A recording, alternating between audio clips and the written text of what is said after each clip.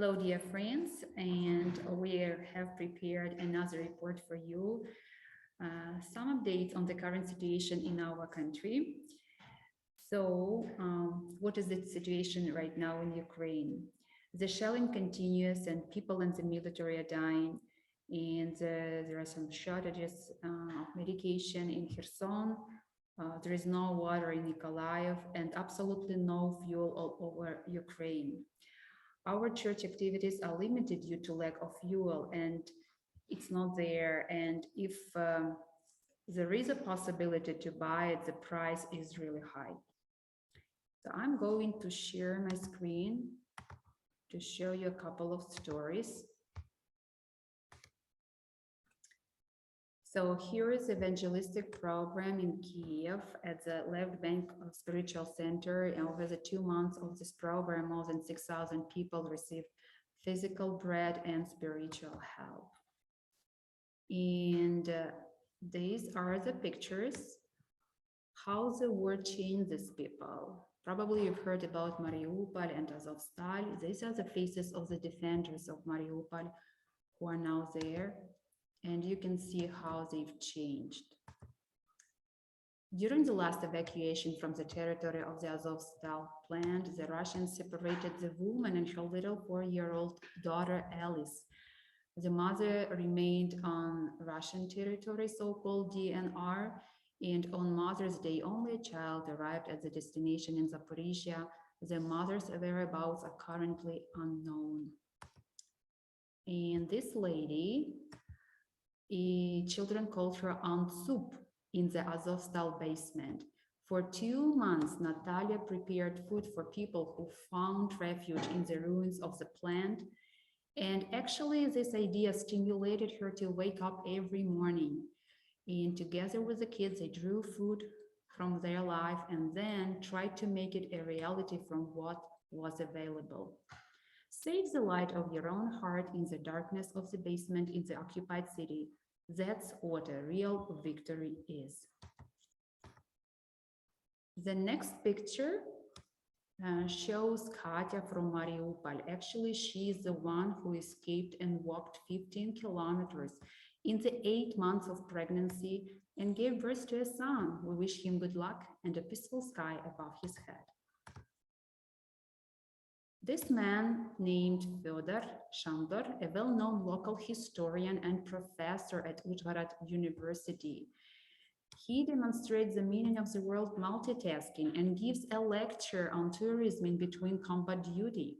Mr. Fyodor is an ethnic Hungarian who left Transcarpathia for eastern Ukraine. He had been with the armed forces for 3 months now, but he has not missed a single lecture. He holds them twice a week. This man, Roman from Nikopol, helps children. And actually, we send him some of your donations to continue this ministry. He particularly helps disabled children. As you can see in this picture, some of them cannot walk, don't have legs. These children usually come from impoverished, low-income families. So he feeds them, he plays with them and helps them. In this picture, you can see the man who managed to get out of the grave after the shooting. The occupiers took Mykola Kilinichenko and his brothers captive in Chernihiv region. The Russians found the uniform of the armed forces of their younger brother and began to torture men. The boys were blindfolded, thrown into a military vehicle and taken out of the village. When they were taken to be shot, the bullet went through Nikolai's cheeks and did not damage vital organs. He survived and was able to get out of the grave. Then he went to the nearest village and was sheltered by a local resident, Valentina. Then he walked 40 kilometers to his village, and doctors examined him and found fractures of 2 ribs. This is how he miraculously survived. In this picture, we can see the same Vera Filipivna from Gorenka near Kiev, who survived the Second World War in the same Gorenka. But now Russian grades have arrived in her yard. All 24 chickens died, the dog and the pussy survived.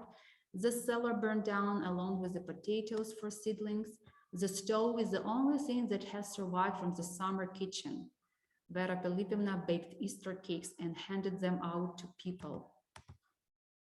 The 83-year-old lady remained infinitely kind, smiling, she planted vegetables and radiated optimism amid the shells.